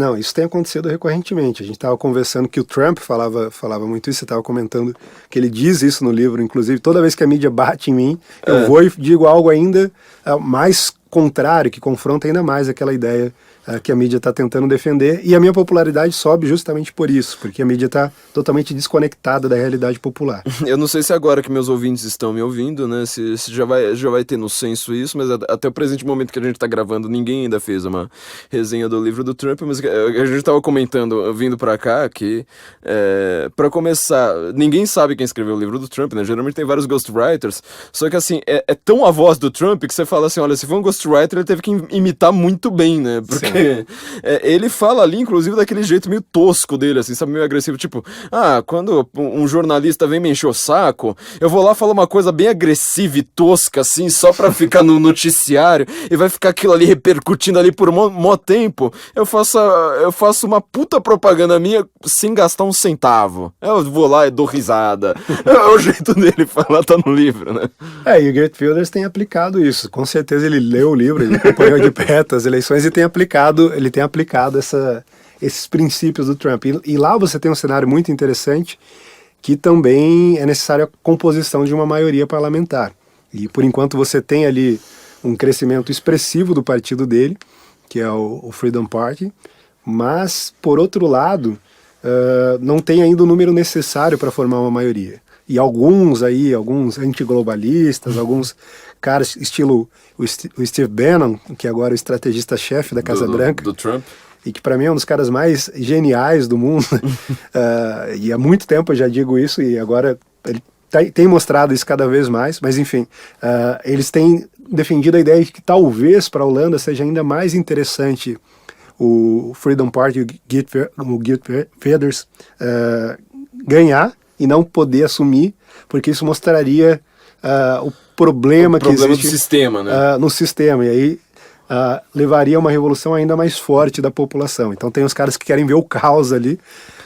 É possível que isso aconteça, mas o partido dele tem crescido muito. Você vê todas as pesquisas, o partido dele vai ter pelo menos ali 30% dos assentos, e aí seria muito fácil compor um governo com algum outro partido que tivesse essa disposição. O problema é justamente encontrar um partido com disposição para formar uma aliança. Ou seja, isso vai confirmar as previsões que a gente fez para a Europa, acho que ainda no ano passado, nós comentamos justamente isso, né? Provavelmente essas eleições vão forçar a Europa a caminhar de um lado muito para a direita, de outro lado muito para a esquerda, e a definição agora é falar se é globalista ou não é, e a mídia está completamente perdida com conceitos ultrapassados a respeito disso. Me parece muito claro isso. A mídia não conseguiu compreender nem os fatos que já se concretizaram, que já ocorreram, no caso da eleição americana, no caso do Brexit. Você tem aquela sucessão de erros, eles erraram na previsão da eleição, depois erraram que o Trump iria cumprir as promessas, agora estão errando sobre, não, o Trump vai sofrer um processo de impeachment, vai ser... Super, né? Com a Câmara e o Senado, ele ganha tudo. Tem quantos governadores? Acho que ele ganhou, acho que foram 11 governadores a mais do que tinha. Foi um número bastante expressivo. Gigantesco, assim, vai sofrer impeachment, claro, vai contando com isso. E aí quando você olha para quem sabe do que está falando, tem um cara que eu gosto muito, eu sempre falei muito dele, que é o George Friedman, fundador da Stratfor. E eu vi uma entrevista dele, fazia tempo que eu não via nada dele, e aí os caras perguntando para ele sobre o Trump, ele, não, o Trump só está expressando as necessidades da realidade. Aí ele fala, no meu livro de 2008, eu falava, por exemplo, que os Estados Unidos teriam um problema com a desfiguração da sua base demográfica, com o problema de imigração, que nas fronteiras do Sul, sobretudo, você teria ali um movimento de separatismo, isso está ocorrendo agora na Califórnia, de forma muito incipiente ainda, mas é um cara que estava prevendo todas essas coisas, e que quando ele fala sobre o Trump, fala, não, tem que ficar muito tranquilo, a política externa dele é até mais racional do que a do Obama, porque não é idealista, ele está usando um cálculo para determinar qual é o interesse nacional e como obter esse interesse nacional, como avançar esse interesse nacional. Então é um cara que tem uma visão diferente da mídia, assim como nós temos uma visão diferente da mídia, nós temos um senso em comum. E a gente não precisa inventar desculpa, né? A parte mais legal é essa. A gente só precisa tirar sarro depois. A gente até cansa de ficar tirando sarro Olha, esse ano, o Senso em Comum tem um pouquinho mais de um ano. Esse ano, assim, foi tanta comemoração seguida, tipo, olha, os únicos acertaram são nós, Felipe Moura Brasil e um outro cara perdido, assim, sozinho, que, nossa, Sim. cansou mesmo. Não, cansou. Cansou, inclusive, de tirar sarro dos caras, né? Mas eu acho que esse movimento vai se consolidar agora. A gente vai ter aí esse debate pautando, mudou completamente o tipo de discussão que está animando o debate público, o debate político, e na Europa não vai ser diferente, tanto este ano quanto no próximo ano. Talvez a eleição italiana ocorra já agora, mas essas 3 grandes eleições aí que a gente destacou, França, Alemanha, Holanda, a própria Itália depois, seja agora, seja depois, devem ser debates pautados justamente por essas questões, e que sinaliza, a meu ver, um declínio claro da União Europeia. No dia do Brexit, no dia que saiu o resultado do Brexit, eu escrevi um texto que tinha o título Make West Great Again. E aí eu fazia uma comparação ali com o que ocorreu na União Soviética, que, como vocês devem lembrar, também era um bloco onde havia liberdade de ida e vinda. E tinha livre comércio entre os países da União Soviética, uma coisa que as pessoas adoram esquecer. Exatamente. E aí as pessoas que têm fetiche por palavras talvez deveriam defender isso também. O Eric Feiglin chama isso, né? O fundamentalista é aquele cara que ele defende palavras sem saber o significado. Então, se você coloca livre mercado no nome de uma coisa que é hipercentralizador, já vai ter gente saindo dos bueiros falando, não, porque vocês são antiglobalização e antimercado, não sei mais o que. É o fundamentalista. Se você critica o Mercosul, por exemplo, o Mercosul foi criado com essa proposta, pelo menos, ainda que nunca tenha se concretizado. A propaganda, pelo menos. Né? E aí é sempre a necessidade de você distinguir entre o discurso e a realidade, substância das ações, que é algo que a gente sempre tem trazido nos nossos artigos ali do Senso em Comum. Então eu acho que dá para equalizar nisso, tem essa tendência ao longo desse ano e a longo prazo uma tendência de declínio da União Europeia. A União Europeia não vai sobreviver, não é uma força que vai permanecer. Eu não consigo visualizar nada agora que eles possam fazer que possa evitar esse colapso que vem se desenhando. Além disso, como eu já falei, tem alguns movimentos claros que parecem estar surgindo ali. Você tem aqueles países do leste europeu, a Polônia, a Hungria, República Tcheca, que tem adotado um discurso muito mais próximo da realidade e que também tem crescido em importância e relevância. Fala-se muito no crescimento econômico da China, por exemplo, e esquece que a Polônia tem um crescimento econômico do mesmo tipo desde que saiu da União Soviética, e vem um crescimento infreável que parece que vai continuar ainda por muito tempo. E com a diferença, é um país que às vezes você pergunta para um mendigo lá qualquer coisa, ele fala 3 línguas, né? No mínimo. No mínimo, então... E só língua difícil, né? Russo, alemão... País extremamente cristão, extremamente católico, que tem uma base cultural e religiosa muito sólida, por isso tem muita coesão nas suas ações. Expulsou 2 totalitarismos, um de cada lado, né? Nazistas vocês vão pra lá, socialistas vão pra lá, nós somos conservadores, ponto. Sofreram nas mãos dos dois, são antifascistas, são anticomunistas. Fascismo e comunismo são proibidos lá. Bom, Felipe, previsões. Quem ganha a Eurocopa? Bom, a Eurocopa eu não entendo nada. Nem sei Campeonato de Fórmula 1? Também não entendo nada. Pô, mas você tá fraco de previsões. Já foi melhor em matéria de previsões. A última corrida que eu assisti, o Schumacher ainda estava na ativa. Aí seria fácil dizer que ele iria ganhar, mas agora tá difícil. Dicas culturais, Felipe. Eu quero que você recomende um livro pra gente, ainda mais porque tá todo mundo resolve reclamar a mim, pedir dicas a mim de livros a respeito dessas questões que a gente tá discutindo, sobretudo o globalismo. Se vira. Existem alguns livros que podem utilizar uma bibliografia mínima que pode ser adotada nisso, e eu estou tentando ainda tentar codificar isso, porque é muito difícil você... Escrever num artigo, por exemplo? Você colocar isso em termos mais claros. Sempre perguntam o que é globalismo, é uma discussão um pouco difusa. Você tem de um lado, por exemplo, para quem quer entender como isso tudo começou, você tem que voltar lá nas bases e pegar... Kant, pegar Hugo Grotius, pegar toda essa tradição de pensamento que já vem de muito tempo atrás, de um certo universalismo, que é a ideia de que você, para citar o título do livro do Kant, você pode alcançar a paz perpétua por meio de uma universalização dos valores que ocorre justamente quando você possui instituições ali supranacionais impondo esses valores, ou pelo menos defendendo esses valores. Então você tem nas relações internacionais um teórico, por exemplo, chamado Ruggie, que é talvez um dos poucos que, dentro dos principais teóricos das relações internacionais, defende um governo mundial. Rug é tipo abraço? Não, é R-U-G-G-I-E.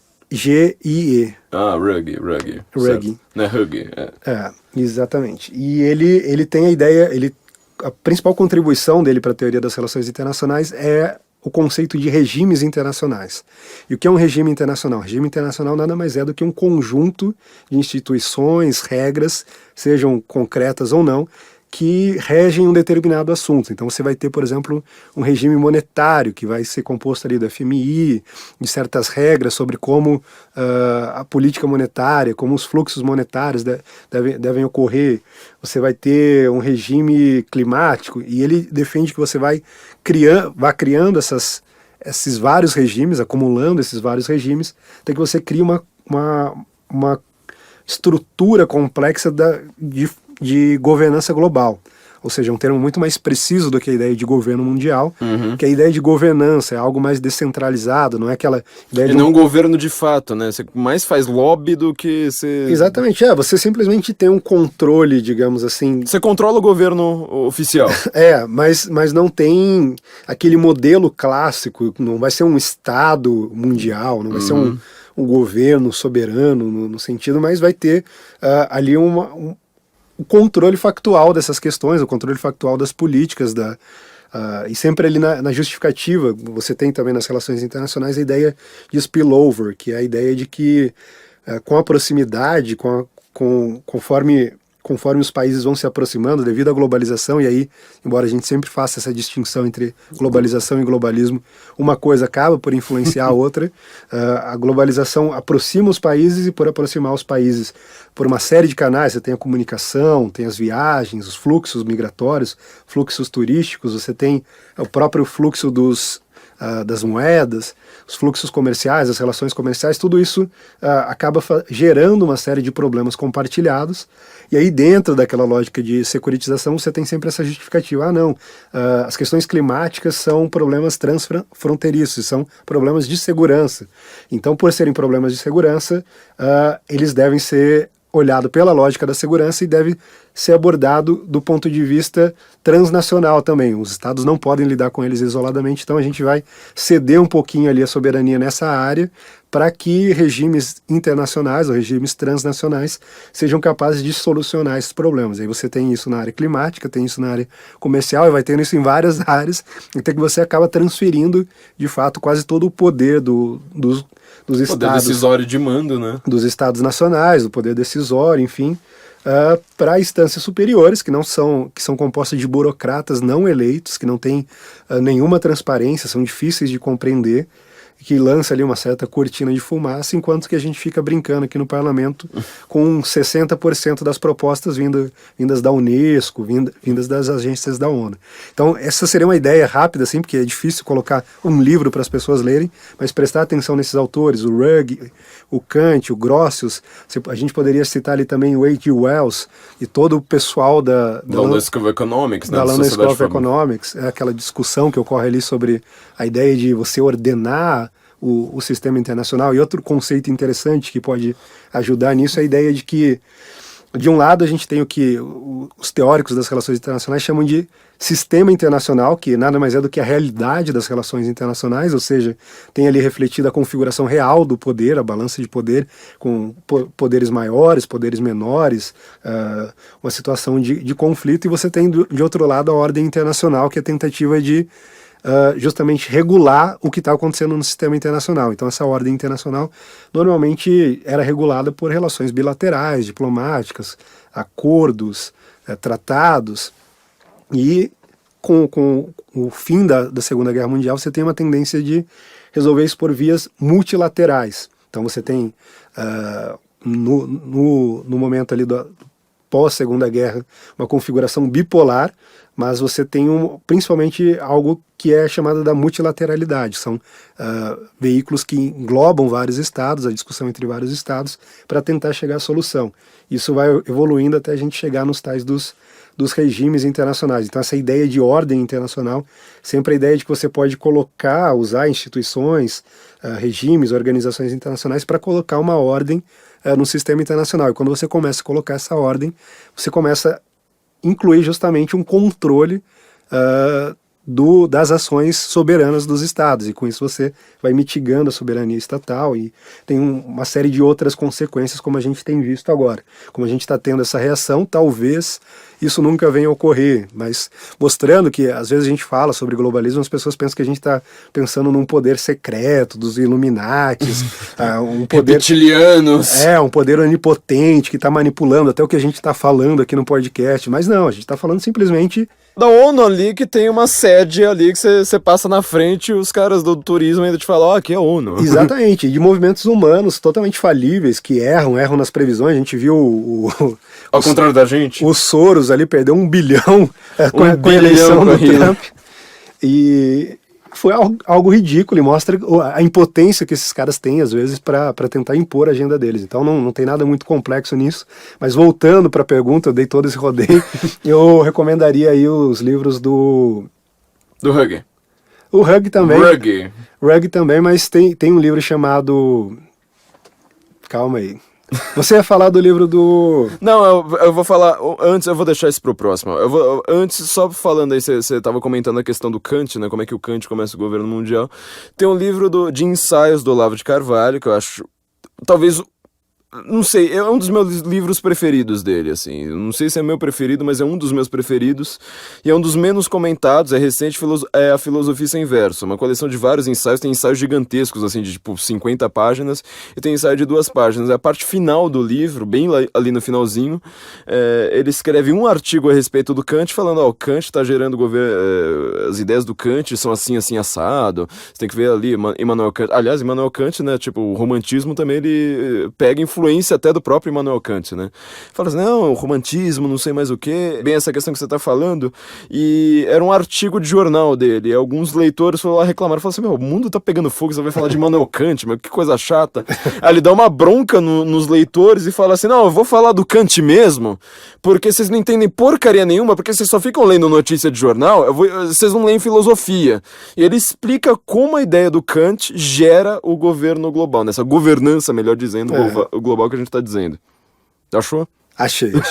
Tava aqui, tava na ponta da língua, mas não tava saindo. É o livro do Pat Buchanan, que é um dos... Opa! Sempre tem recomendado. Você tem ali o Death of the West, ou seja, a morte do Ocidente, e também o Suicide of a Superpower, que é mais especificamente sobre os Estados Unidos. São 2 livros muito importantes, muito interessantes. Eu só não gostei desse segundo porque ele é meio putinesco, né? Ele trata do Putin assim como se fosse... O Buchanan tem uma posição bastante polêmica, inclusive, não sei se você sabe disso, mas ele defendeu que os Estados Unidos não deveriam ter entrado na Segunda Guerra Mundial. Meu Deus do céu. Que é uma posição que eu acho indefensável. Então ele tem, evidentemente, muitos problemas, a gente tem que ter isso em mente. Mas ele é genial quando ele acerta. Quando ele acerta, meu Deus do céu. As bases, principalmente o diagnóstico que ele faz do problema, tanto que está afetando os Estados Unidos quanto o Ocidente de modo mais geral, parece bastante preciso, ainda que nas prescrições ele cometa alguns deslizes. Essa ideia, por exemplo, do Putin, para mim parece muito parecida com o que ele diz sobre a Segunda Guerra Mundial, ainda que sejam proporções totalmente distintas. Mas em matéria de diagnóstico ele realmente acerta bastante, né? Tem também, só falando aqui rapidamente para vocês, uma dica que eu dou, aqui não tem nada a ver na verdade com o podcast, mas eu dou a dica do livro Politicídio, o assassinato da política na filosofia francesa, do Luc van Middelaar. Eu vou deixar lá os links de todos esses livros lá no artigo do Senso em Comum, o artigo desse podcast, que é para vocês conhecerem por um simples detalhe. A gente está falando de conservadores holandeses, né? Ninguém conhece nada. Esse cara é um conservador holandês que ele vai despontar. O cara é jovem, vai despontar loucamente no mundo. Ele está explicando o que esse pensamento da Revolução Francesa gera para o mundo hoje. Felipe, sempre um prazer ter você aqui. Eu queria te fazer uma última pergunta. Você sabe qual que é o tema dos outros 2 podcasts de fevereiro? Quais? Os podcasts passados, antes desse de agora. Não sei. Você não faz a menor ideia. Meus ouvidos não vão acreditar, porque você falou agora assim, tudo que eu falei nos 2 episódios que eu gravei enquanto que eu tô esquiando agora eu tô esquiando. Tô gravando agora, mas agora que vocês estão me ouvindo, eu tô esquiando. Você falou tudo ali, falou, é pra mostrar que a gente não combinou nada, você nem fazia ideia, ninguém vai acreditar nisso. Tá recapitulando, sem combinar. Explicando tudo, obviamente, você explicando aí com uma riqueza de detalhes fabulosa. Então, Felipe, muito obrigado, sempre um prazer, sempre que quiser vir aqui pro Guten Morgen, sabe que a casa está cheia, a casa é sua. Entendeu? Tenho certeza que meus ouvintes adoraram. Deixar um recado aqui pra todo mundo. Nossas previsões para 2017, inclusive aqui quando eu tô com o Felipe, eu tenho que falar de previsão, né? Óbvio. Nossas previsões para 2017 estão na revista do Senso em Comum, nossa mini revista digital. Assinem nosso Patreon, assinem ali nosso Apoia-se. Se você não quiser usar cartão de crédito internacional, você pode pagar em real, pode pagar até em boleto, que vocês me cobraram tanto isso. Tem um botãozinho ali, logo a gente vai tá com o botãozinho ali do PagSeguro, isso aí tá uma encrenca, a gente não sabe quando isso vai acontecer, mas você pode assinar, os dois vão funcionar como um canal de assinaturas, para vocês terem um conteúdo exclusivo todo mês, com essa profundidade que vocês estão testando por aqui. Felipe, um último comentário? Só agradecer, o prazer, como sempre, conversar com você, para mim é uma extensão das conversas que a gente já tem normalmente. A gente vai fazer podcast o tempo todo, né? Chega a conversa e já sai gravando. Deixar o gravador ligado. Mas é um prazer comentar sobre esses assuntos, e eu imagino que agora, 2017, vai ser mais um ano em que a gente vai estar certo em relação a uma série de previsões, e que a mídia, de novo, vai fingir, ou talvez, de fato, se for tão estúpida assim, ser pega de surpresa. Você está dando aula de política internacional, relações internacionais? Aula de política internacional para o curso preparatório para o concurso de admissão à carreira de diplomata do Estratégia Concursos. Eu divulguei alguma coisa lá no meu perfil, se o pessoal tiver interesse, só dá uma olhada lá, procurar também o curso de admissão, o preparatório do Estratégia para o concurso de admissão à carreira de diplomata, vai encontrar lá o meu curso. Junto com o meu curso tem alguns outros cursos para isso, e eu estou tentando cobrir esses temas, por mais que não seja o foco primeiro, não seja a finalidade do curso, que tem muito mais esse foco voltado para o concurso, mas eu estou tentando cobrir algum desses temas durante as aulas. Então as aulas estão começando agora. Se o pessoal quiser conhecer também, é só dar um pulo no meu perfil ou jogar no Google Estratégia Concursos CACD, e deve encontrar lá as informações. Não há maior propaganda para esse concurso do que suas falas por aqui, né? Então, gente, por favor, quem quiser conhecer o curso do Felipe, isso aí é potencializado, sabe? Na anfetamina. Lembrem também de entrar no site da Panela Produtora, nosso estúdio aqui que tanto nos tolera, pané.lá, melhor endereço do mundo, sem ponto com, sem nada, pané.lá, sempre com muitos CDs aí, muitos projetos interessantes para todo mundo. Assinem nossa revista e, bom, Guten Morgen Brasília, nos vemos semana que vem, apesar de eu estar esquiando. Guten Morgen.